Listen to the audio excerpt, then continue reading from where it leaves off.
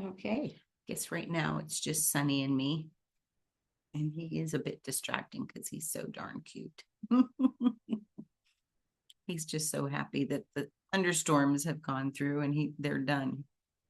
He's my scaredy cat. All right, so I'm gonna say a prayer and we'll get started. So I invite you to place your hands on your heart. Take that deep cleansing breath of love and gratitude. So grateful to be the two or more who are gathered in the name and the nature of love.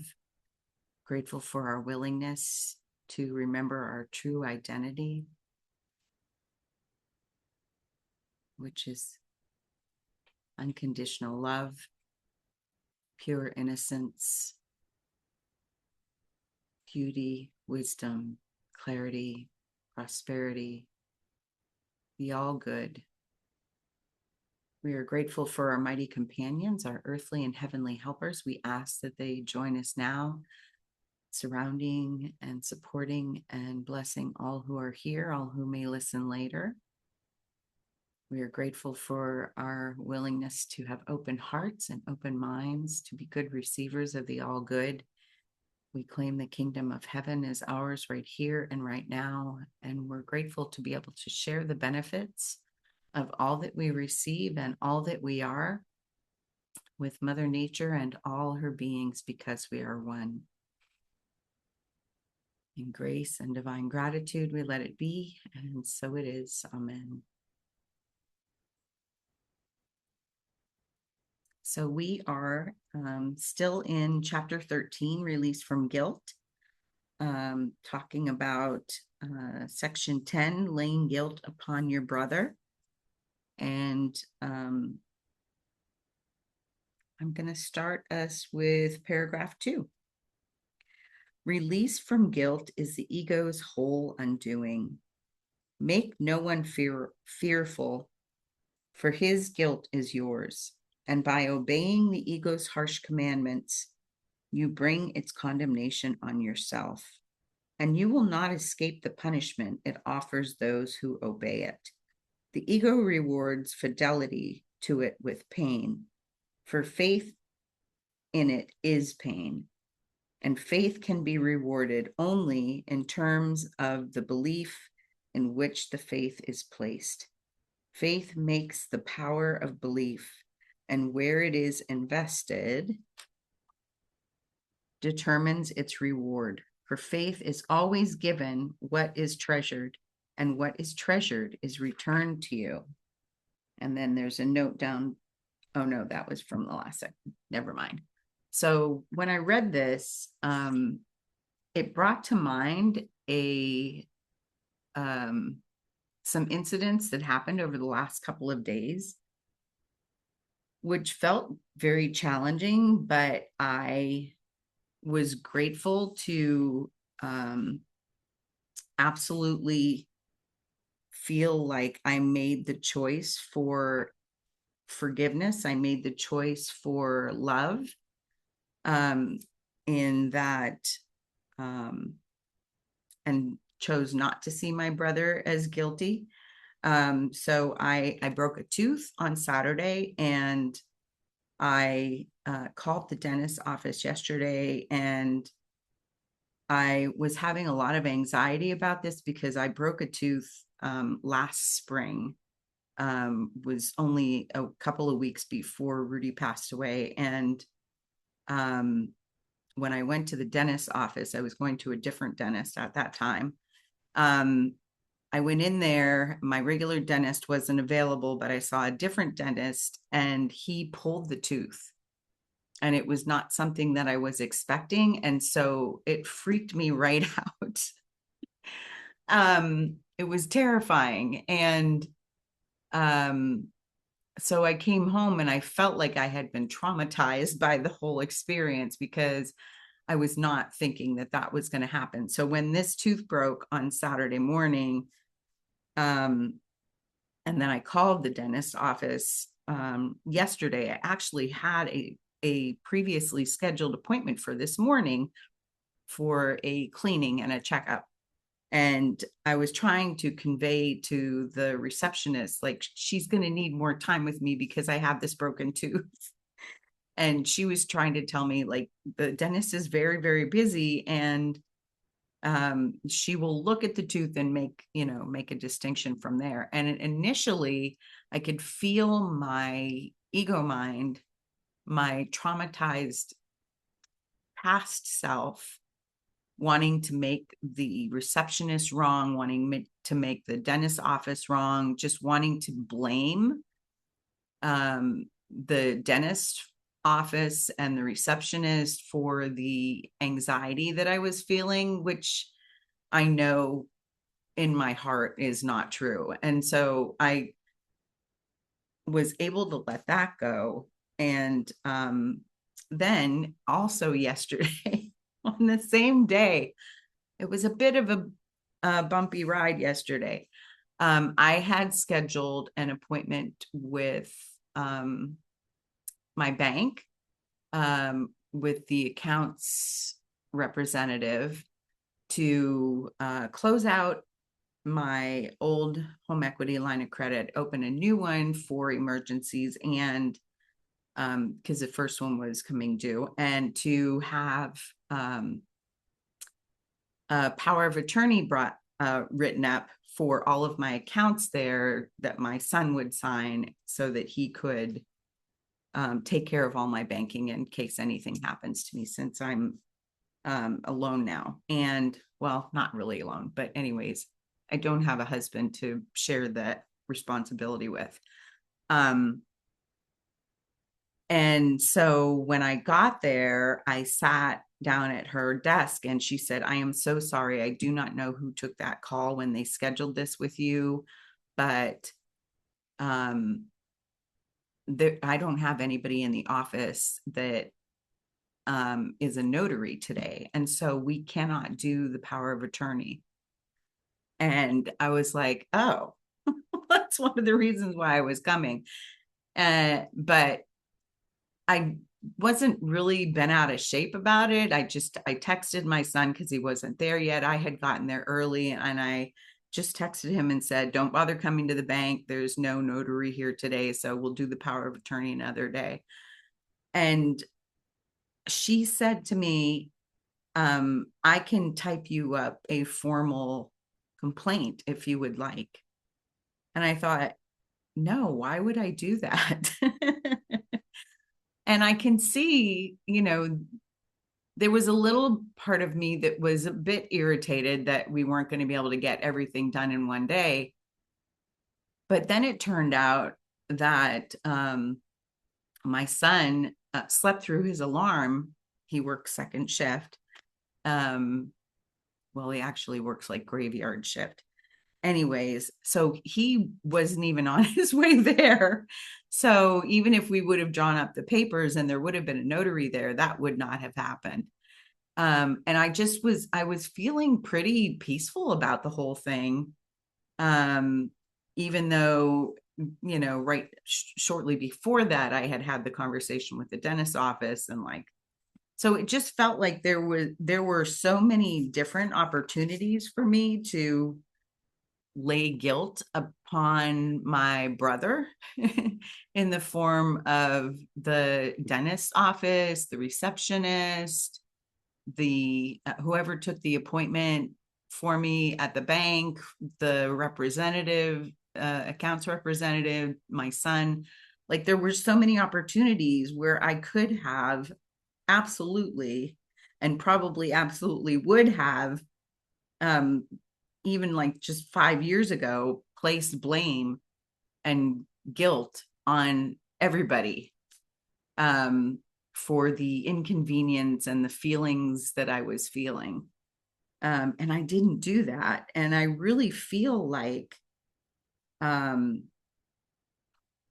I was kind of rewarded, because when I went to the dentist this morning, then, and I had a conversation with her, and she said, "Are you in any pain?" And I said, "No, I'm just experiencing a lot of anxiety." And she knew about my experience last year. She is because that is the reason why I'm going to her now and not the dentist that I was at, one of many reasons. Anyway, and she said that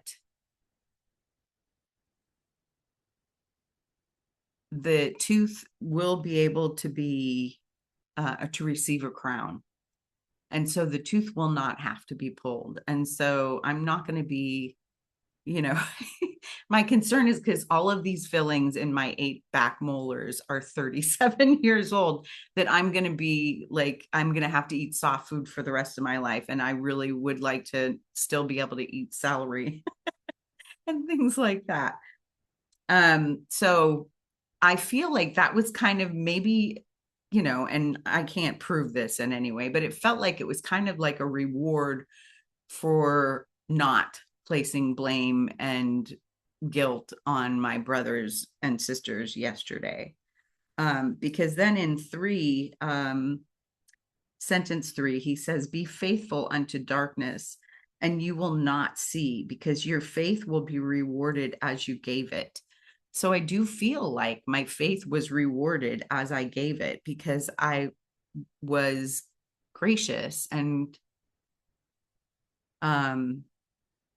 both with the people that I was dealing with and myself, because I absolutely allowed myself to have the feelings that that I was feeling, that the fear and the sadness. But yeah. So like I said, there's nothing that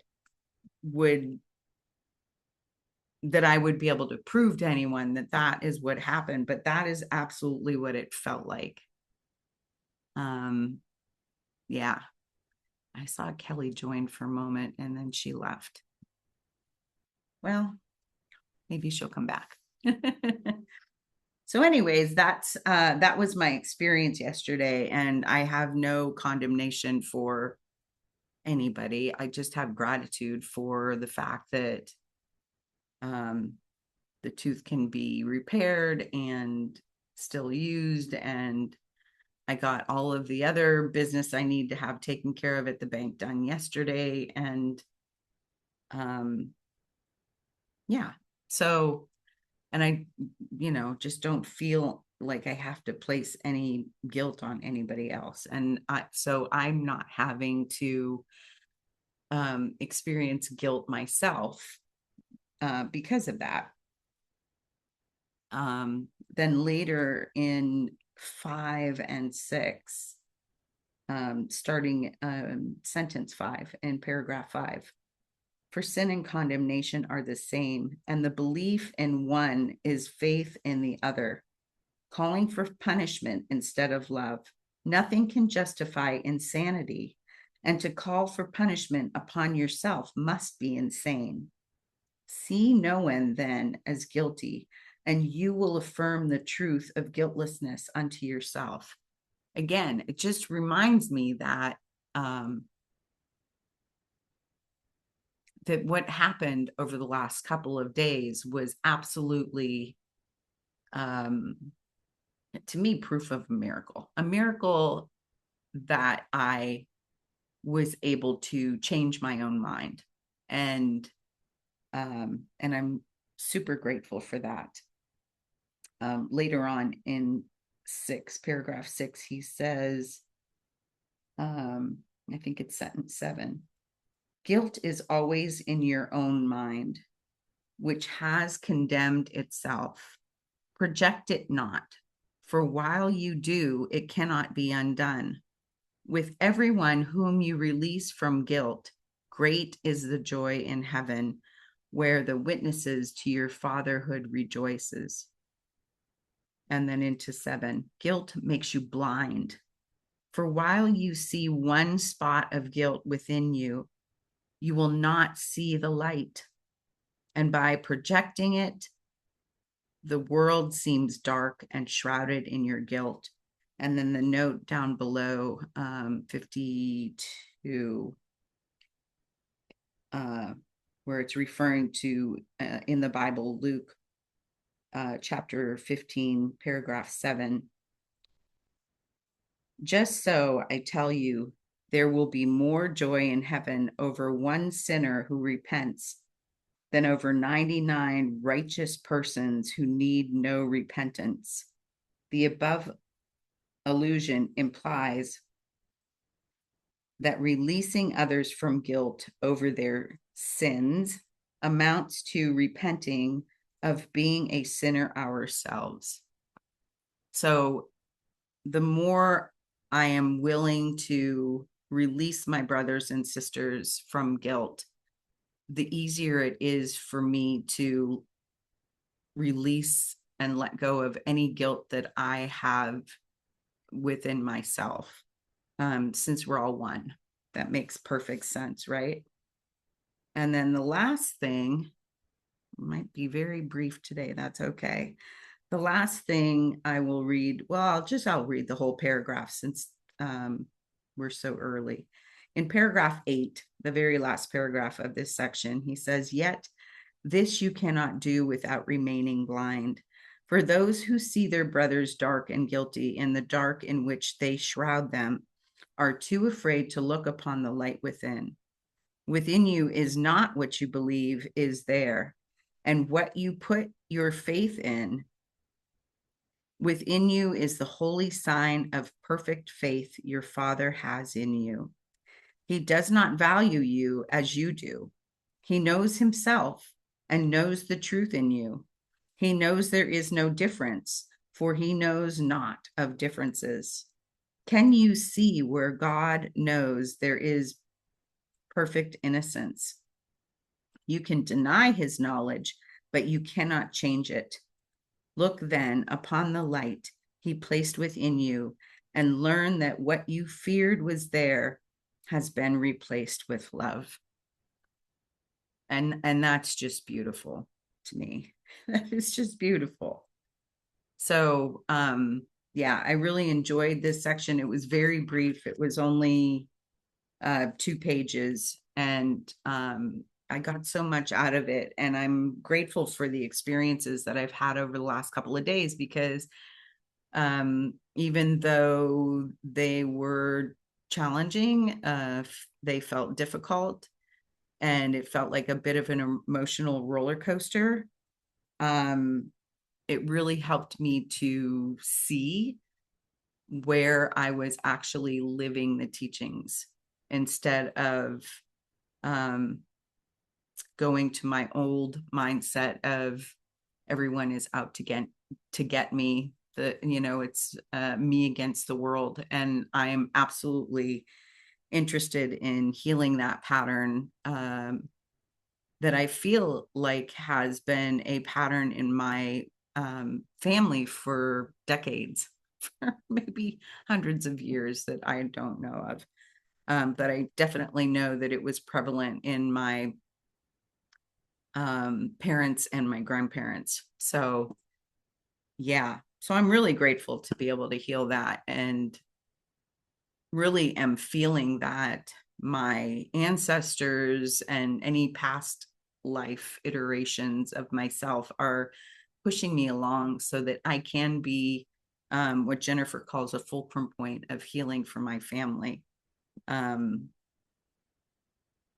Yeah. And since I'm outwardly motivated, I know that about myself, and that's okay. I absolutely am receiving the benefits of that outward motivation to heal these patterns that have been so prevalent in my family. So, so we'll wrap up for today. I know we're brief today, but that's okay. Next week, we will continue in chapter 13, the release from guilt, moving on to section 11, guilt and real relationships. And this one's just a few pages. So this one's a little bit longer than the one we had this week. So I hope others will join me next week. It's very unusual. This is only like the second time that we didn't have anybody else here except for me. And I'm okay with that, because I have no problem filling the entire time that we're together. but it is a lot more fun when you get to bounce off ideas with others. And I understand that summertime, people have stuff to do, and that's great. Enjoy your life, have fun. So I will close this out by reading today's lesson, which is also going to be brief because we're in the reviews. So lesson number 202 in A Course in Miracles, review 182 of lesson 182. I am not a body, I am free, for I am still as God created me. I will be still an instant and go home. That's lesson 182. Why would I choose to stay an instant more where I do not belong when God himself has given me his voice to call me home? And then it repeats again. I am not a body. I am free, for I am still as God created me. All righty. So thank you, everyone, for your time and attention today. And I hope you have a fantastic week. I hope you're doing fun things this summer and filling your life with joy and happiness. All righty. See y'all next week. Much love. Bye for now.